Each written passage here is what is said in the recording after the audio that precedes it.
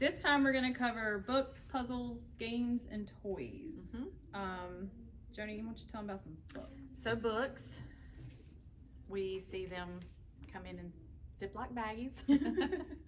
And we see them with this kind of packaging tape. And this rips some of the books. So if you band books together or with packaging tape and they look fine, but then when the customer pulls them off, it's a defective item. So that goes into our refund fee a little bit. If a customer gets something home and it's not like it's supposed to be, they bring it back, they say, can I get my money back? Not only do you not get the sale, but you also get $5 subtracted from your selling. So the best way to do it is to band the books together like this and use painter's tape to put your tag on. And you can just tape right there, that's fine. If you want to, I know I've taken the painter's tape and run it down the side just to make sure that tag doesn't, I think that's a good idea. You can Put it on fold it over and put it on the back so that you know that tag stays on there. And if you don't happen to have rubber bands, I have taken painter's tape before and just tape the side, just not the whole book. Right. This painter's tape will come off of anything. And it's important too that you package books together of the same reading level. So of course you don't want to put fourth grade reading level with, you know, primary reading level. That's right. And kind of the same thing with games and puzzles. You don't want to use the packing tape. Some people have taken like a wooden puzzle and they'll use packing tape to wrap around it to hold the pieces in. That's just going to rip the puzzle. A lot of the Melissa and Doug have the pictures on them, and it just, you pull that tape off to get the pieces loose and it rips off the picture.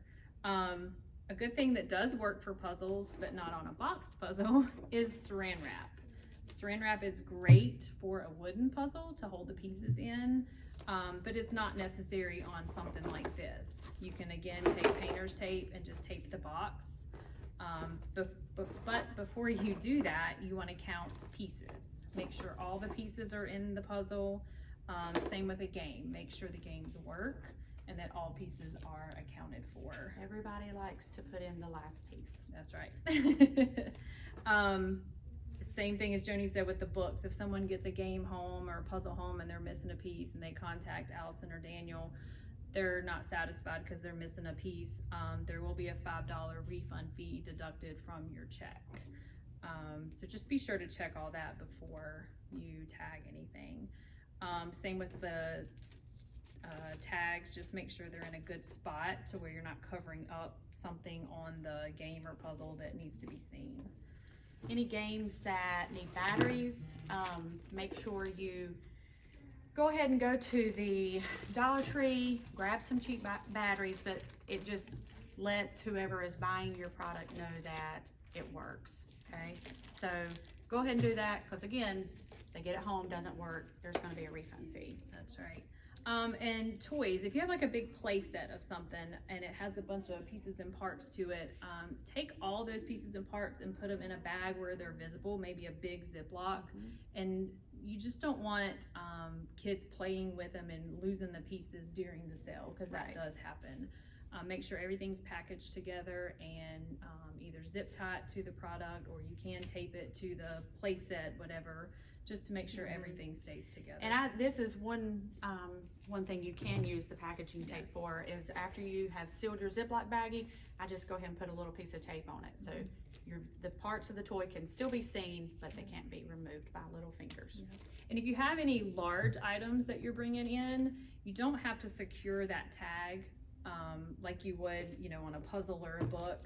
Because when you get here, we are going to take your tag that you put on and we're going to put it on a claim ticket like this. So it doesn't have to be, you know, taped on there good, because we need to be able to get it off to put it on this claim ticket. I think that might be everything with that. Just keep in mind the refund fee. You don't want to be charged that. We want happy customers at Happy Moms. Yeah. And again, think, is this something that I would want to go in and buy for my child? Correct. So if your books are worn, your puzzles are worn from where they've been used, just go ahead and donate them to someone who can use them.